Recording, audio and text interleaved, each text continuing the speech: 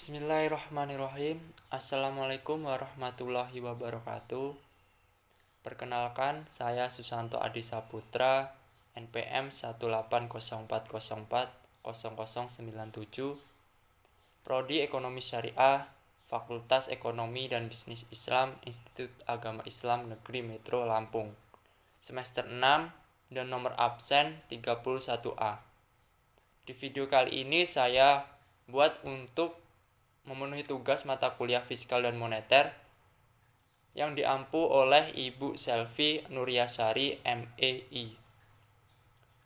Saya sendiri ini dari kelompok 14 yang mana akan menjelaskan tentang kebijakan moneter Islam dalam sistem keuangan ganda. Yang pertama, saya akan membahas tentang kebijakan moneter Islam. Kebijakan moneter merupakan suatu peraturan dan ketentuan yang dikeluarkan oleh otoritas moneter untuk mengontrol uang yang beredar, inflasi, dan untuk memelihara stabilitas ekonomi suatu negara. Itu kebijakan moneter. Hal ini dapat dicapai dengan beberapa cara, seperti perubahan suku bunga, operasi pasar terbuka, serta amandemen cadangan, aset, dan simpanan tertentu. Kemudian dalam pelaksanaannya, strategi kebijakan moneter ini dilakukan berbeda-beda setiap negara, sesuai dengan tujuan yang ingin dicapai dan mekanisme transaksi yang berlaku pada perekonomian negara tersebut. Kemudian, instrumen-instrumen pokok dari kebijakan moneter dalam teori konvensional antara lain adalah yang pertama, open market operation atau kebijakan operasi pasar terbuka. Merupakan instrumen kebijakan moneter yang diambil oleh bank sentral dengan menambah atau mengurangi peredaran jumlah uang. Yang kedua, kebijakan diskonto merupakan instrumen kebijakan moneter yang diterapkan bank sentral dengan menaikkan suku bunga untuk mengatasi inflasi. Yang ketiga, kebijakan cadangan kas merupakan instrumen dengan menaikkan atau menurunkan cadangan kas. Yang keempat, kebijakan kredit ketat. Apa itu? Yaitu instrumen kebijakan moneter dengan 5C, yaitu character, capability, collateral, capital, dan condition of economy.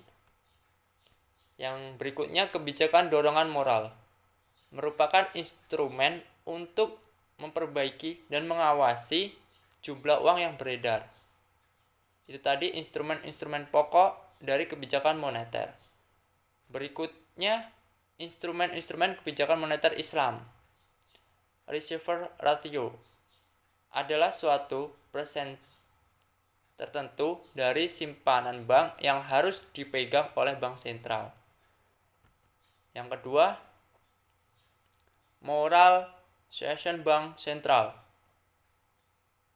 dapat berbujuk bank-bank untuk meningkatkan permintaan kredit sebagai tanggung jawab mereka ketika ekonomi berada dalam keadaan depresi.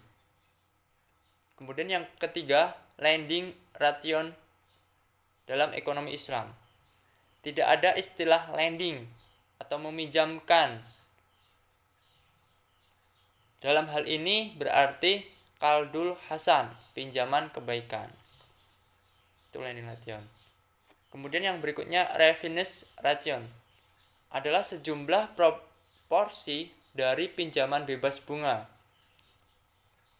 Ketika refinance ration meningkat, pembiayaan yang diberikan meningkat.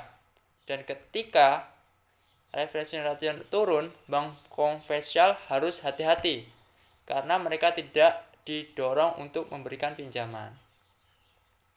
Berikutnya, profit sharing ration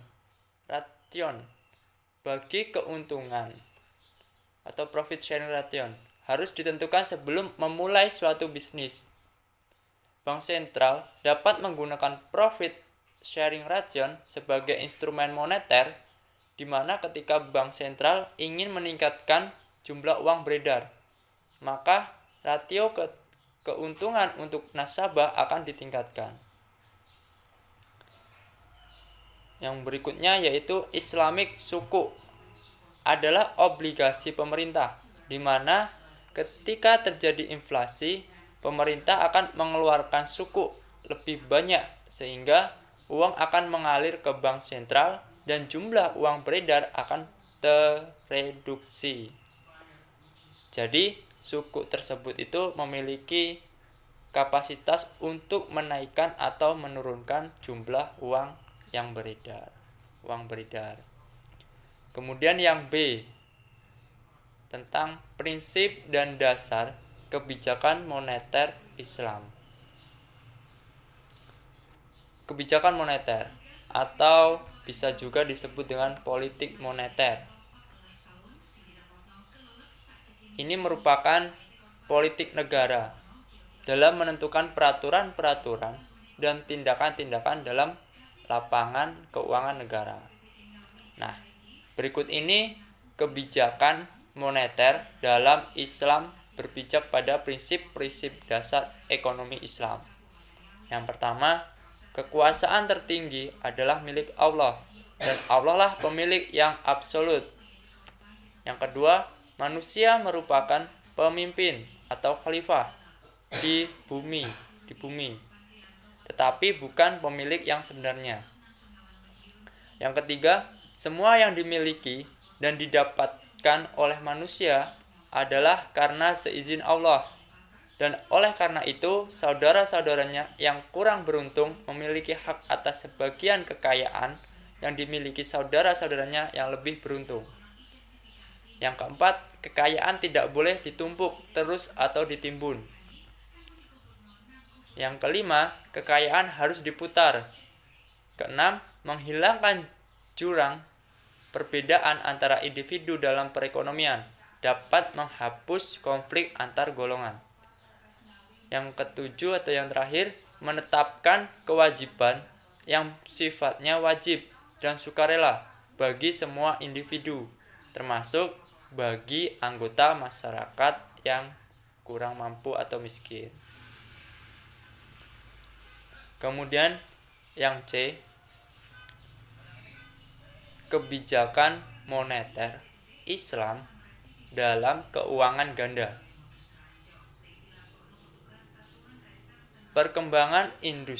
Suatu perkembangan industri keuangan syariah ini memunculkan tantangan tersendiri bagi otoritas pengaturan sektor keuangan sebuah negara. Nah, tantangan tersebut khususnya pada formulasi kebijakan moneter yang mengakomodasi dua prinsip aplikasi. Apakah itu? Yaitu konvensional dan syariah. Nah, dengan demikian, sistem syariah dan konvensional memiliki prinsip dan asumsi yang berbeda dalam operasional dan mekanisme transmisi kebijakan dalam mencapai dan menjaga stabilitas harga. Pada umumnya, industri keuangan syariah di banyak negara di dunia tumbuh dalam satu sistem keuangan, di mana praktek keuangan konvensional sudah berjalan. Keberadaan aplikasi keuangan syariah membuat sistem keuangan Islam satu negara memiliki dua model atau konsep keuangan, yaitu syariah dan konvensional, yang kemudian dikenal dengan sistem keuangan ganda. Nah, hal tersebut menuntut pengaturan industri keuangan yang menggunakan dua konsep tersebut difasilitasi oleh perangkat yang sesuai dengan prinsip-prinsip yang dianut oleh kedua konsep keuangan tersebut.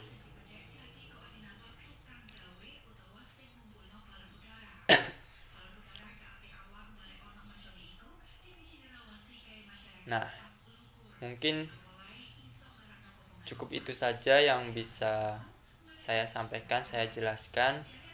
Semoga apa yang saya jelaskan dan yang saya sampaikan dapat bermanfaat untuk kita semua dan orang lain.